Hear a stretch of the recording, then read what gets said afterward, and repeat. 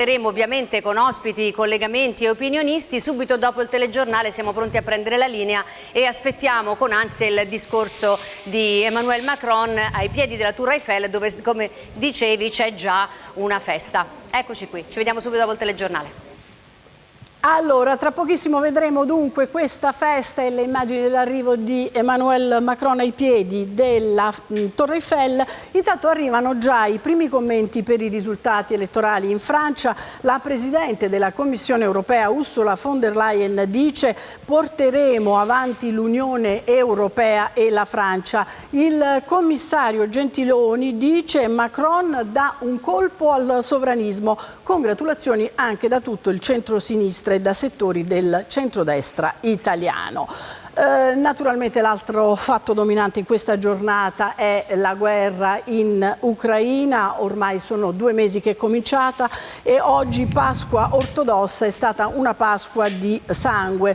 I bombardamenti continuano a mietere vittime civili, fallisce l'ennesimo corridoio umanitario a Mariupol, l'ONU chiede una tregua immediata. Domani inizia la missione del segretario generale dell'ONU Guterres in Turchia, Russia ed Ucraina.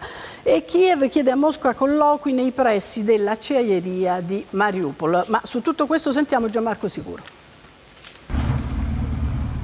Fallisce anche nel giorno della Pasqua ortodossa il nuovo tentativo di corridoio umanitario in uscita da Mariupol. I russi deportano i cittadini soltanto in direzione est, denuncia la vice premier Irina Vereshchuk, mentre la testata Kyiv Independent stima in circa 1 milione le persone finora condotte dall'esercito del Cremlino verso la madrepatria.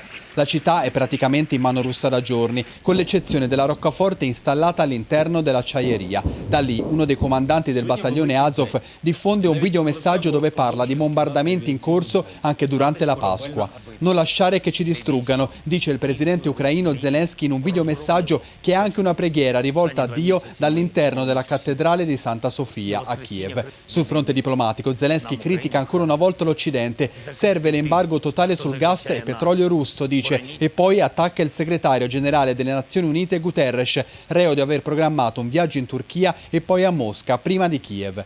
Erdogan oggi ha parlato al telefono con lo stesso Zelensky, rilanciandosi come mediatore in vista dell'arrivo a Istanbul previsto per domani dello stesso Guterres. Al fronte invece stallo nelle operazioni militari russe. A rivelarlo è l'intelligence britannica, secondo la quale il morale tra le truppe sarebbe basso. A Donetsk intanto nuovi bombardamenti incrociati e altri 2 bambini uccisi. Avevano 14 e 5 anni.